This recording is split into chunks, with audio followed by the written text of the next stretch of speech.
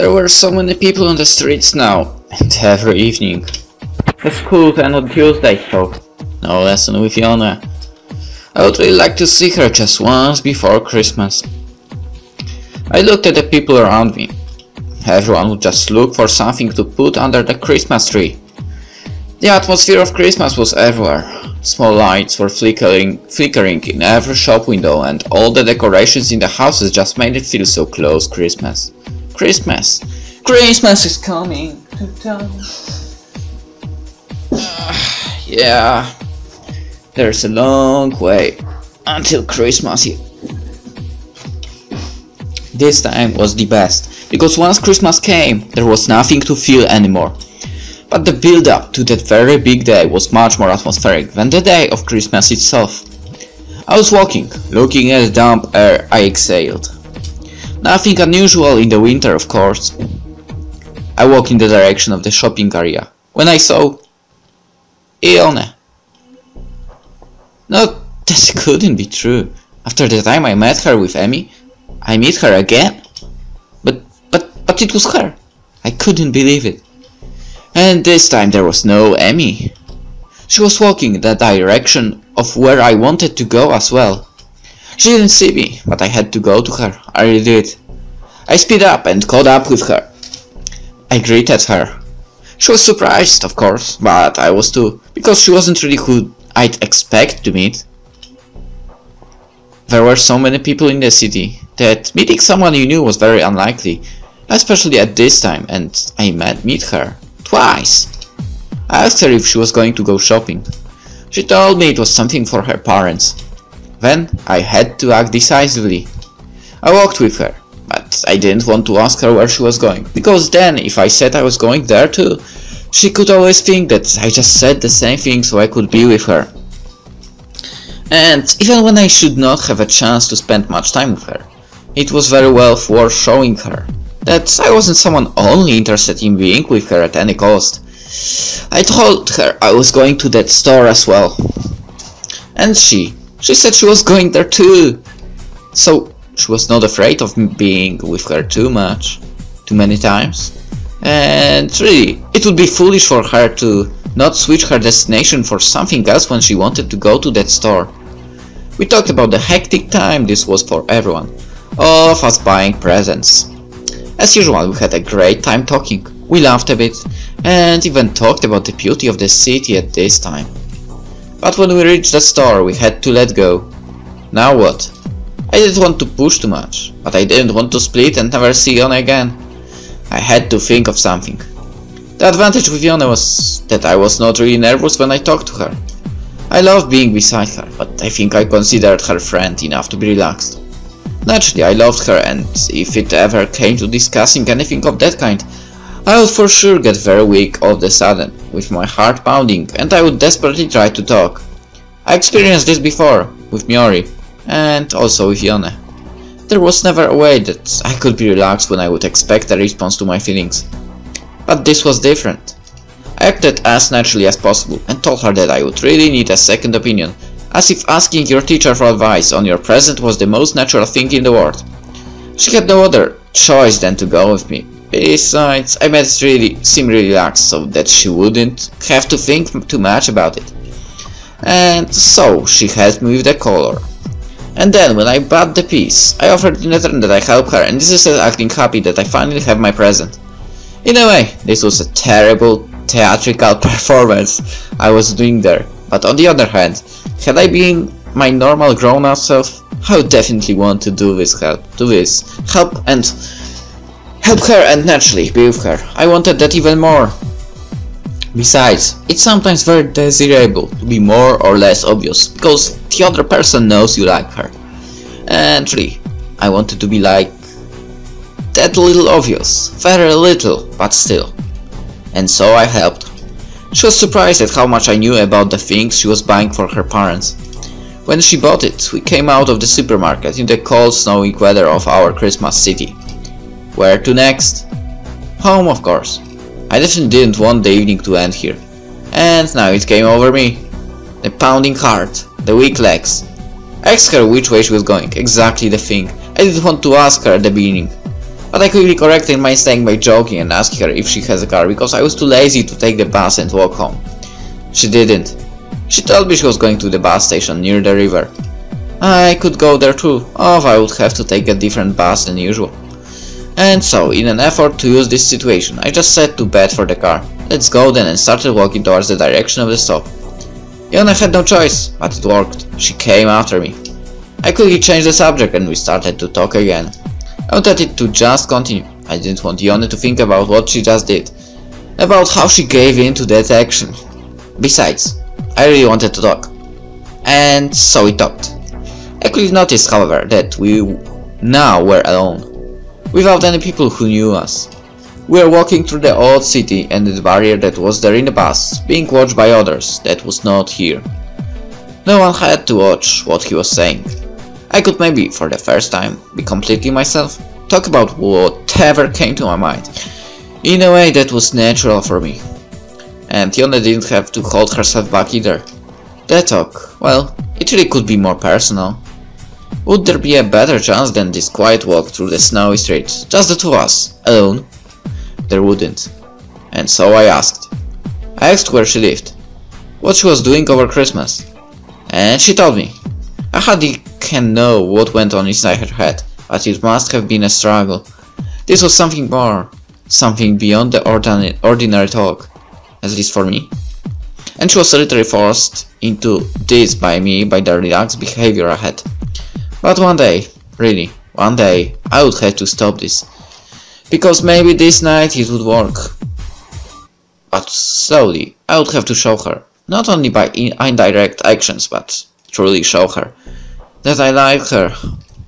I was dreading that day, because that would be just like a day of the final judgment for me. Besides, I really didn't want to torture her, when she would have to think of what I really wanted. Yona, I told her in my mind, I didn't want to see you suffer in any way. I will have to tell you soon. But this was necessary. I had to have a tactic. I had to approach her slowly, especially in such a situation where there was very little chances of success and a very big chance of a total failure with no correction possibility at all. It seemed that I didn't love Yona when I used something I called a tactic, but that wasn't true. Feelings are so delicate, and I had to consider that she feels something different than I did, and I had to present my love to her in a way that she would understand. Often all can be ruined by bad timing or tactics, which doesn't imply that the one applying the tactic is someone just looking for a trophy. It takes a great deal of thinking and analyzing the situation and all possibilities for one to do the right thing. Often situations will not repeat themselves, and even people who could be very happy loving each other will not have a chance. For me, I had to carefully consider everything I did and make every effort for Yona to understand what I really wanted to say and to see my true feelings. And so, I did a very terrible trick. When we were approaching the bus station, I rolled 3 small snowballs and made a small snowman out of them. Yona smiled. The snowman was really cute. We kept on walking and I was carving the snowman to look really nice. I even took off my gloves so that the warmth of my hands would melt the snow the snowman was made of, and I could sculpt it even more. Yona kept on talking, and from time to time I felt her look at the cute snowman I had in my hands. When I put on my gloves again, which meant that it was finished, Yona even smiled and commented on how cute it is. How I hated myself for this. Really, I was so bad to this beautiful and wonderful woman. I was going to do it, and I was going to put Yona in a bad situation. And for what? So I could tell her something? Indirectly? I was cursing my situation from all my heart, because I had no other choice. If I were physically her age, I wouldn't have to do this. I could just tell her. I could tell her anything. But this? When we reached the bus station, I quickly looked at the buses and saw my bus that was just arriving. I had to go, and it was the perfect situation for me. And without really concluding the conversation, but still apologizing about it, I told Yona that it was my bus and I had to run. I wished her Merry Christmas then, and with a smile we said goodbye. However, just before I left, I made it seem that I didn't know what to do with the little snowman. Then I made it seem like I got an idea how to get rid of the cute thing without leaving it on the street or destroying it. Here, your Christmas present, I told her, and gave her this little snowman with a smile that was relaxed, but said that now she has the responsibility for the little thing, and if she throws it away, she's the bad one. She thanked me in a way that I knew she was ironically happy that now she had the unthankful responsibility. It was great. Yone could really take jokes from me, and it was even more of a proof for me that we could understand each other.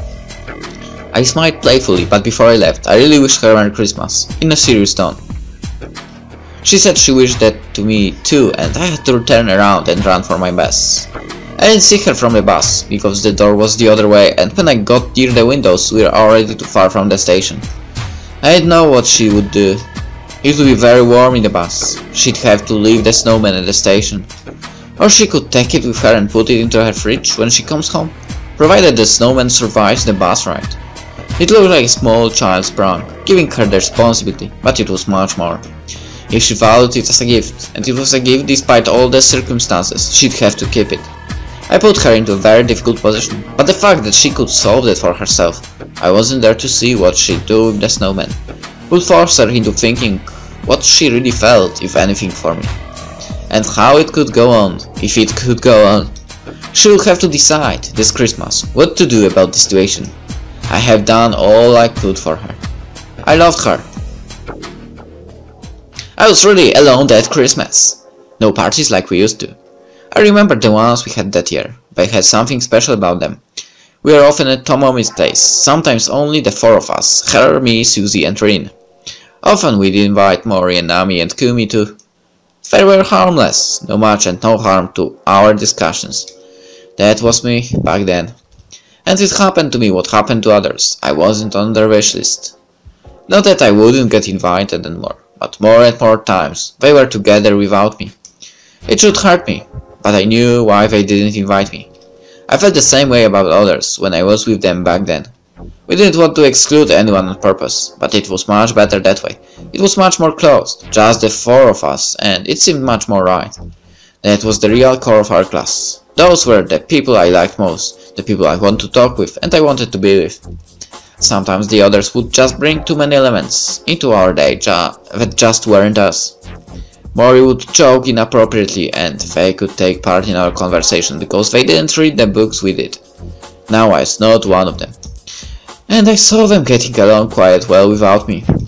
Come to think of it, even with my charisma, I wasn't invited. What was more, I seemed to spend much more time with other people in the class like Yoshiko and occasionally Kumi. I think Kumi liked me a little and never made me feel that I wasn't worth her, because often others would feel that the group around Rin and Susie doesn't feel that others are worth them. In a way, I knew, but they really felt. But they are just not deep enough. However, I, for one, could never be hurt by that. The others sometimes ask themselves if they weren't really just thinking too much of themselves. For instance, Sanji felt a little like they don't think he's good enough. If I knew he'd understand, I would explain to him that that is not the case. They felt it was right and I could not blame them. In real life, it meant that I was at home most of my Christmas holidays. Sometimes I imagined there would be a discussion about the books, and I would tell them so much, they would not be able to keep up with my thoughts. That would show them who is deep thinking. But I never did. And even though I had very competent conversations with my teachers during classes, these conversations were at a very different level. Basic questions of life, love, happiness, and the meaning of life could never really discussed there. Could never be really discussed there in the classroom. Sure, sometimes a teacher would touch these subjects, but there was little discussion, if any. Everyone had his own thoughts, and many times it was better to just wait and let the teacher change the subject. How big was the chance that the teacher would actually understand what we were thinking about those things? She could never understand it. That's why we rarely talked, and if there were little explanations, that was too personal. Everyone had their truth inside them. And Tomomi and Susie's pack would talk about their opinions through their reviews of the books they read. So I was never sad about this. And even though I would love to, really, love to be there with Tomomi and Susie and talk about all those beautiful things, I just knew I wanted only the atmosphere. And I couldn't get it. If I imagined being there, what would I say? Even the feelings they had now, the discoveries of a new, wonderful experience, like your mind would open in a never before seen way. It became so sensible, and everything would be one beautiful and still not fully discovered mass of new feelings. The others just couldn't know what you knew. This was so personal, that they really couldn't. They really couldn't, in fact, because the feelings were solely ours. I for myself felt that I was the one that just had to feel the deepest, because I did. It was not possible to feel any deeper than I did. And all these experiences, they would come only once. They couldn't reappear. I would just be there at Tomomi's place and their talking would mean nothing to me. And all I did was think about Yone. Because the Christmas holidays were long, I had time to analyze everything. I didn't want any pessimistic thoughts to take over, but I really knew I would have to fight against them. Because the more I was alone, the more doubts came into my mind. Or the more clearly I saw things. And with every day that came, I was thinking more and more. I spent the New Year at home, because I caught a cold. It was okay with me, because I was being called on a New Year's party by my friends. I didn't want to go. It was going to be just like the birthday party at Yoshiko's place. And I interfered once. Besides, I was now completely absorbed by the thoughts of Yone. During the day of the New Year, I kind of nostalgically looked back on the previous year. So much has happened and so much has changed. I thought about that. I should have gone back to the bus, stopped the day after I gave Yone the snowman. Because if she'd just leave it somewhere, I would find it and it would mean she doesn't care. Of course I wanted to go and see that the snowman wasn't there. But Yone, she was really the only thing that mattered.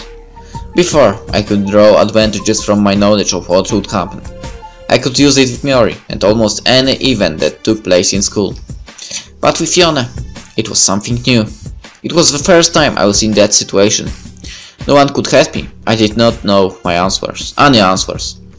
And Yone, really, was it truly possible for her to fall in love? If I couldn't bring myself to fall in love with a 15-year-old girl at the age of 30, how could she do it? At best, she probably thought about me more than about other students. I thought I had special moments with Yone, but was that really true? Perhaps she also met Mori in the city and they would talk just as she talked with me. My ridiculous plan would force her to give up just about everything. And it still wouldn't be enough. Could I really be able to satisfy Yone with this body? Because if we were to love each other, I would also have to be with her that way, physically. It was so erotic for me to think about her that way. I imagined how it all would be, how I would kiss her, undress her, her body would be only mine. I thought about how she might look without her glasses. I thought about how beautiful her hair is, her soft breasts and her wonderful neck. And then I look at my teenage face and that body of mine. How could I even make Yone happy? And I could never live with Yone taking me just as a boy. Plus, there were so many problems. How we would meet, how we would contact each other, but somehow I would succeed to push these thoughts away when the logic forced them onto me.